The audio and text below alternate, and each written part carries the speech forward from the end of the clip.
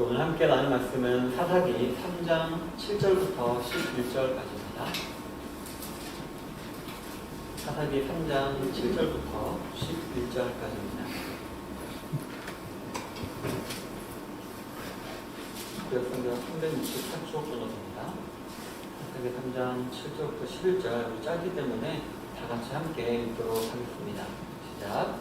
이스라엘 자손이 여호와의 목전에 악을 행하여 자기들의 하나님 여호와를 잊어버리고 바알들과 아세라들을 섬긴지라. 여호와께서 이스라엘에게 진노하사 그들을 메소포타미아 왕 구산 리사다임의 손에 파셨으므로 이스라엘 자손이 구산 리사다임을 8년 동안 섬겼더니 이스라엘 자손이 여호와께 부르짖으매 여호와께서 이스라엘 자손을 위하여 한 구원자를 세워 그들을 구원하게 하시니 그는 곧 갈렙의 아우 그나스의 아들 온니엘이라. 여호와의 영이 그에게 임하셨으므로 그가 이스라엘의 사사가 되어 나가서 싸울 때 여호와께서 메소포타미아 왕 구산 리사다임을 그의 손에 넘겨주시매 온니엘의 손이 구산 리사다임을 이기니라. 그 땅이 평안한 지 40년에 그나스의 아들 온니엘이 죽었더라. 오늘은 본문을 중심으로 해서 사사 온니엘이라는 제목으로 하나님 말씀을 나누기를 원합니다. 지난 시간에는 우리가 사사기 3장 우리가 초반부를 살펴보면서 전쟁을 알지 못하는 자들에 대해서 우리가 알아보았습니다. 즉 하나님을 알지 못하는 다른 세대가 일어나서 하나님이 진멸하라라고 명하신 이방 족속들과 어울려 살며 그들과 통혼하고 죄를 밥 먹듯이 먹고 살았던 이스라엘 백성들, 우리가 그들에 대해서 한번 알아보고 오셨습니다. 그런데 우리가 지난주 알아보았듯이 이들 가운데 거하던 이방 족속들은 하나님께서 이미 일부러 남겨두신 그런 족속들이었고 또 그들과의 전쟁을 통해서 하나님이 베푸신 구원과 은혜를 깨닫게 하려는 하나님의 의도가 깔려있는 그런 일이었습니다. 따라서 저와 여러분들도 그 말씀을 보면서 우리 주위에 있는 크고 작은 이방 족속들, 즉 저와 여러분들로 하여금 괴롭게 하고 미혹하게 만들고 또 옆구리를 쿡쿡 찌르고 있는 죄악들이 무엇인가 한번 살펴보고 그것들과의 전쟁을 통해서 하나님이 주시는 승리와 또 그로 인한 신령한 평안과 기쁨을 매 순간 우리가 체험해야 함을 우리가 알아보았습니다. 하지만 이것이 말처럼 쉬운 것이 아니다라는 사실은 성도님들이 아마 잘 알고 계실 것입니다. 매주일 말씀을 듣고 말씀대로 살아가야지 하고 다짐을 하지만 또 금방금방 무너지는 우리 자신을 볼 때에 말씀대로 살아가고 또 주님 주시는 승리를 체험하고 또 주님 주시는 평안과 기쁨을 체험하며 살아가는 것이 정말 말처럼 쉬운 것이 아니다라는 것은 정말 잘 알고 계실 것입니다. 하지만 그럼에도 우리는 이러한 구원인의 자세, 즉 우리가 매일 실패하더라도 우리가 그래도 다시 일어나서 주님 말씀대로 살고 또 주님 주시는 평안과 기쁨을 누리려는 이러한 구원인의 신앙생활 태도를 우리는 포기해서는 안 되는 것입니다. 그래서 하나님 백성이라면 날마다 말씀으로 자신을 비춰보면서 치열한 영적인 전투의 삶을 살아가야 될 의무가 있는 것입니다. 저 여러분들은 이렇게 성경을 통해서 이렇게 사사시대의 잘못을 이렇게 알고 우리는 그들의 잘못을 통해서 반면교사를 삼을 수가 있었지만 그런데 이 당시 이스라엘 백성들에게는 이렇게 반면교사를 삼을 만한 사람들이 없었습니다. 왜냐하면 믿음의 선조들은 다 죽어버린 상태였기 때문에 자신들 안에 거주하고 있던 이방인들이 어떤 역할을 하는지 왜 그들과 전쟁을 해야 되는지 이들은 잘 파악하지 못했던 것 같습니다. 그래서인지 7절에 보면 이스라엘 자손이 여호와의 목전에 악을 행하여 자기들의 하나님 여호와를 잊어버리고 바알들과 아세라들을 섬긴지라 라고 했습니다. 즉 이들은 어떻게 보면 무판적으로 아니면은 그냥 무의식적으로 죄를 행하면서 그냥 그들과 어울리며 살아가고 있었던 것이었습니다. 그리고 그들의 죄들이 무엇인가?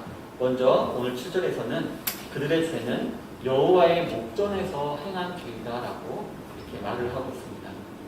이는 하나님의 눈 앞에서 어떻게 보면은 마치 하나님이 보라는 듯이 악을 행하였다라는 의미로 받아들일 수가 있습니다. 어떻게 보면 되게 교만한 거죠. 교만하고 더 악한 것입니다. 보라는 듯이 악을 행했다는 의미로 받아들일 수 있고요. 또 어떻게 보면은 이 죄가, 이 이스라엘 백성들이 범한 죄가 세상 사람들의 기준으로 보았을 때는 죄가 아닌 것일 수도 있다는 것입니다. 하나님의 목전에서. 그렇기 때문에 세상 사람들에게서는 그거 당연한 건데 그게 왜 죄야? 라고 여겨질 수도 있다는 것입니다.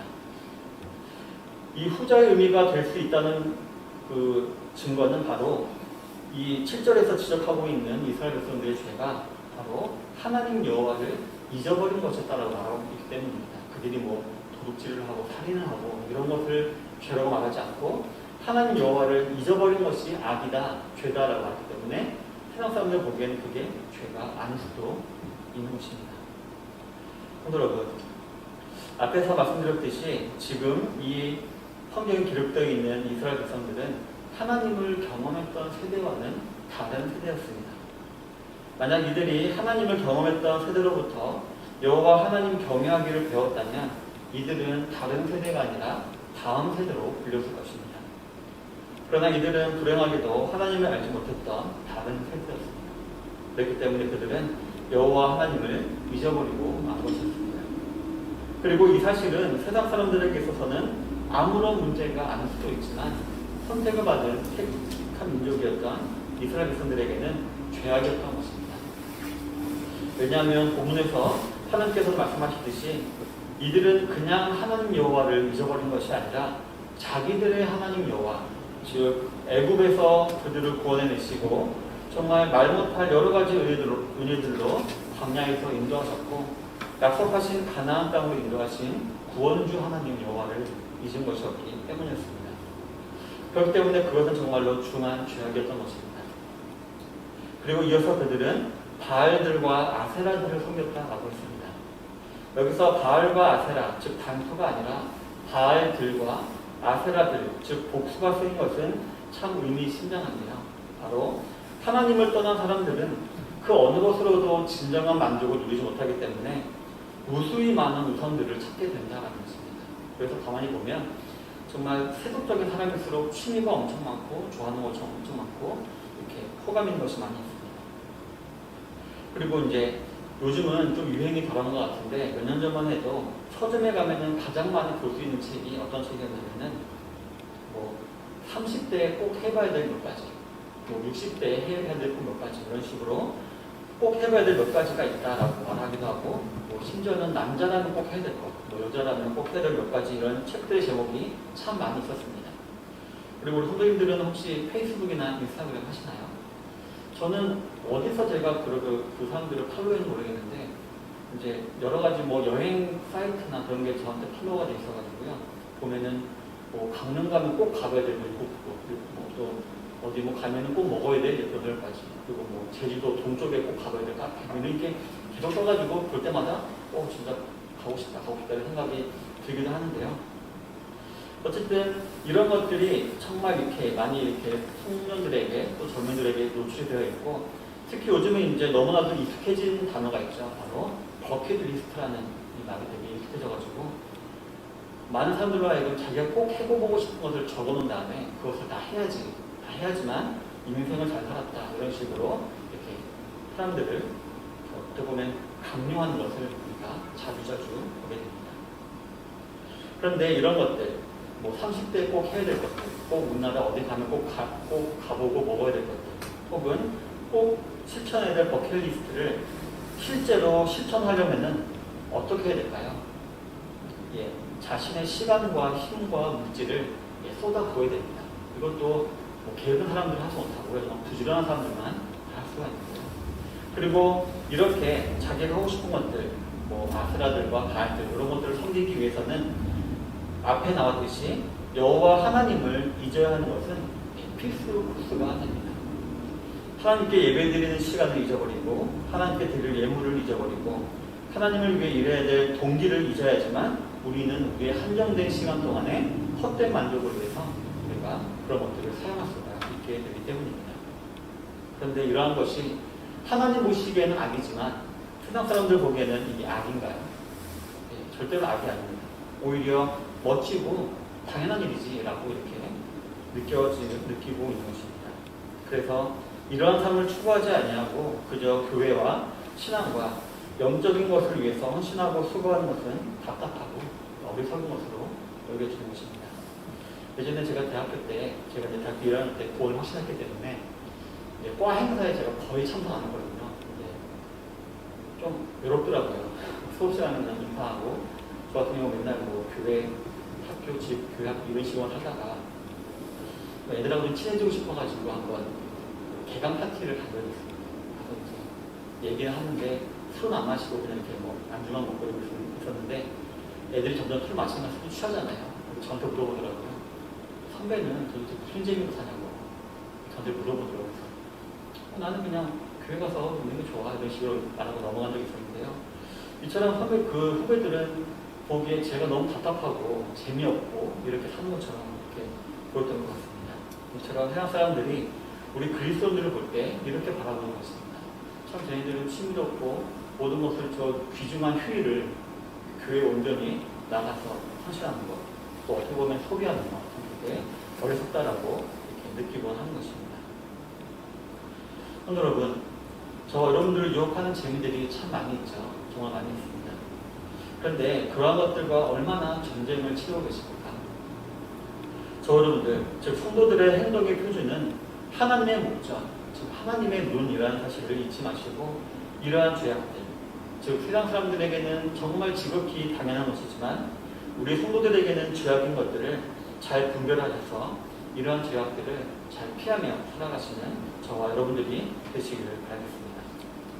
그렇다면 왜 그래야 될까요? 막말을 한번 해보겠습니다. 막말을 하면은 어차피 저 여러분들 구원받지 않았습니까? 우리가 잘 보듯이 한 번 구원은 영원한 구원인 거 맞죠? 어차피 구원받았으니까 우리가 지옥은 가지 않을 텐데 왜 굳이 우리가 이렇게 살아가야 되는 것일까요? 본문 8절에 보면은 그 이유가 나와 있습니다. 본문 8절에 보면 여호와께서 이스라엘에게 진노하사 그들을 메소포다미아 왕 구산 리사다임의 손에 파셨으므로 이스라엘 자손이 구산 리사다임을 8년 섬겼더니 라고 했습니다. 본문에 보면은 구산 리사다임이라는 왕이 나오는데요. 이 말의 뜻은 뭐냐면은 두 배나 악한 구산이라는 뜻을 갖고 있습니다. 즉 이 왕은 참으로 악했던 이방 나라의 왕이다라는 것입니다. 그런데 우리는 이 사람의 이름을 신경 쓸 것이 아니라 이 사람이 어느 나라의 왕이었다는 것이 왕이었냐는 걸 우리가 더 주의 깊게 봐야 되는데요. 이 왕은 메소포다미아라는 나라의 왕이었다고 합니다. 잘 아시다시피 메소포다미아는 어딘가요? 지금 현재 이란의 수도 테헤란을 말합니다. 이란과 이스라엘은 얼마나 지금 거리가 될까요? 제가 아까 한번 지도로 봤거든요. 지도로 한번 보니까 대충 비행기로 한 3시간 정도 걸리는 그런 거리라고 합니다. 따라서 이 왕이 다스리던 메소포다미아라는 나라는 아마 이스라엘 백성들이 그 나라가 있는지 없는지 모를 정도로 이렇게 몰랐을 것입니다. 근데 참 먼 거리에 있는 그 나라가 갑자기 이스라엘 쳐들어와서 8년 동안이나 이스라엘을 점령하고 있었던 것입니다. 여러분, 여러분들이 여호와 하나님을 잊고 이 세상의 재미에 더욱더 더 많이 빠지게 되다 보면 이처럼 배나 악했던 구산 리사다임과 같은 하나님의 무서운 징벌이 우리에게 다가오기도 하지만 더 심각한 것은 우리가 굳이 당하지 않아도 돼요. 굳이 우리가 경험하지 않아도 될 하나님의 징벌이 우리에게 임하고 또 전혀 예상치도 못했던 징벌까지도 우리가 받게 된다는 것입니다. 즉 성도임에도 불구하고 전혀 성도답지 못한 삶을 살게 된다는 것입니다. 여러분들이 설마 이런 것까지 하지 말아야 되나?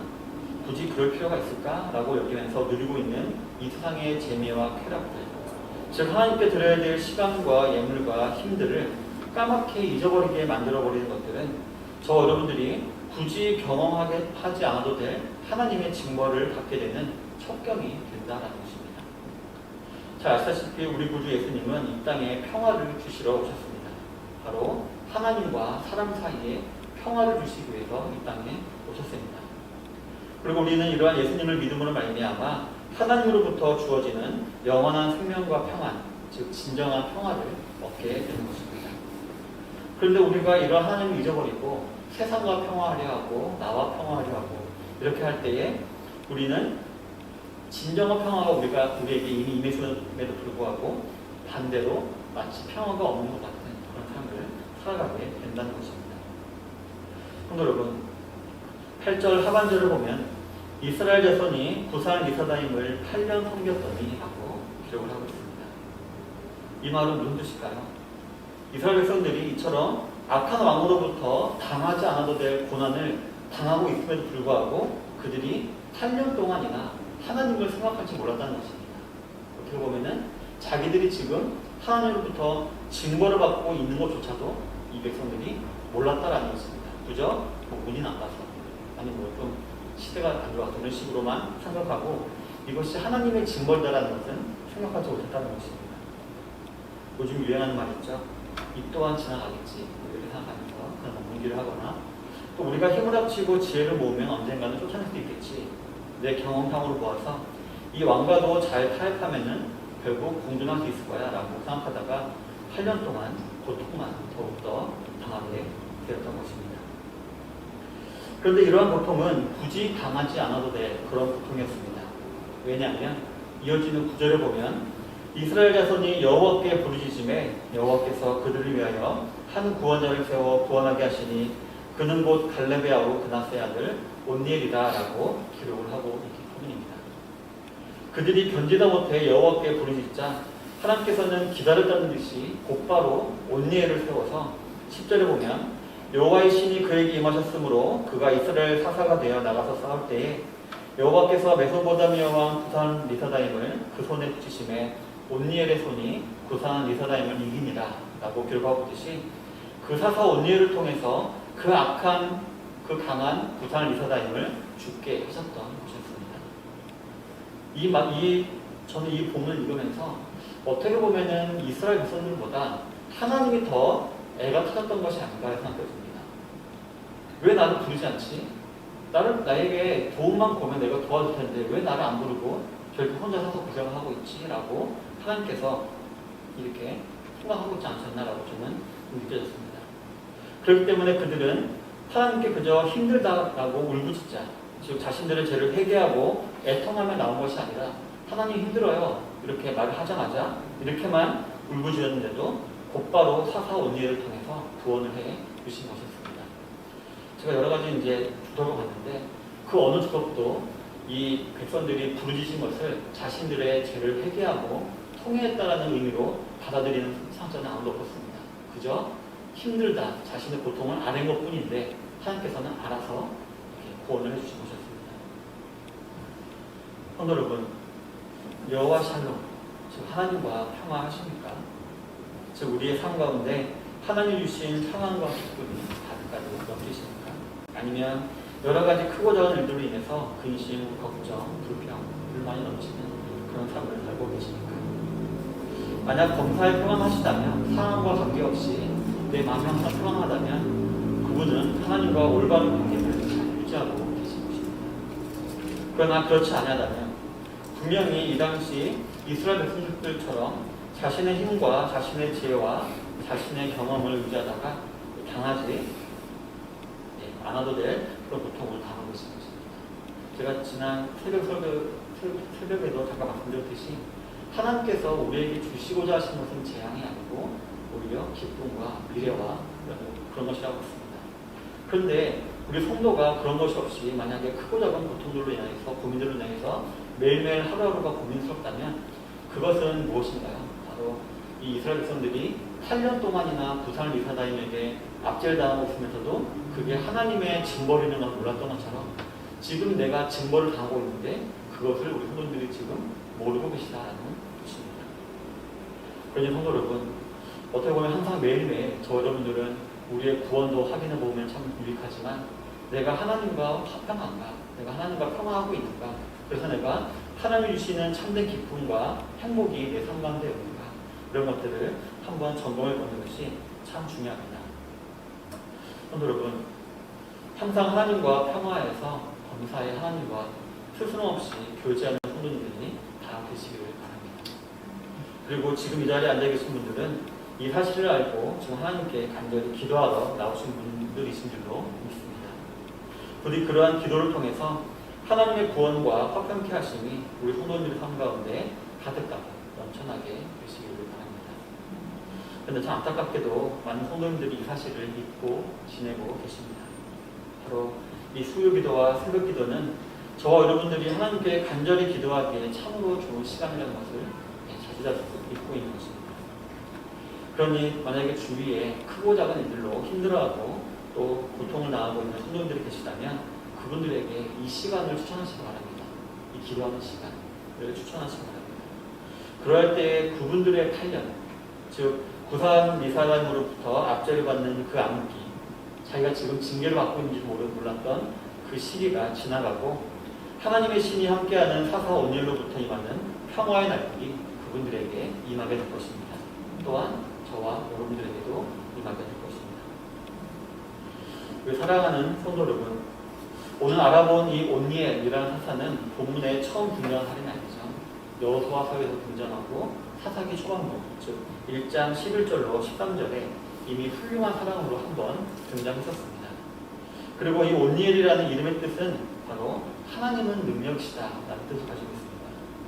본문 10절에 나오듯이 이 온니엘은 자기 힘으로 전쟁을 이긴 것이 아니고 그에게 임한 하나님의 영, 즉 신비하고 초자연적인 힘으로 말미암아 악하고 강했던 부산을 미사다임을 죽이고 그의 목을 뺄 수 있었던 것이었습니다. 성도 여러분, 저 여러분들에게 있는 크고 작은 고통과 고난과 문제들, 절대로 저와 여러분들의 힘과 지혜와 경험으로는 해결할 수가 없는 것들입니다. 이건 되게 작아 보이고 간단하니까 내가 할 수 있어. 아닙니다. 아무리 작아 보이고 간단해 보이는 일을 할지라도 하나님의 영이, 즉 성령님이 역사하지 않는 한 절대로 그 문제는 해결되지가 않는 것입니다. 그러니 항상 기도하기에 힘드시는 저와 여러분들이 되시길 바랍니다. 그것도 간절하게 기도하시는 성도 되시기 바랍니다. 그래서 하나님의 놀라운 도움과 능력이 저 여러분들의 삶 가운데 넘치시게 되기를 바랍니다. 그런데 오늘 본문에 보면은 여호와의 신이 그에게 임하였다라는 말이 나오는데 이것은 예언의 영이 그 위에 머물렀다라고 해석이 됩니다. 성도 여러분, 예언은 아시다시피 선지자가 하는 것이고 선지자는 그저 하나님 말씀을 받아서 대언하는 사람들입니다.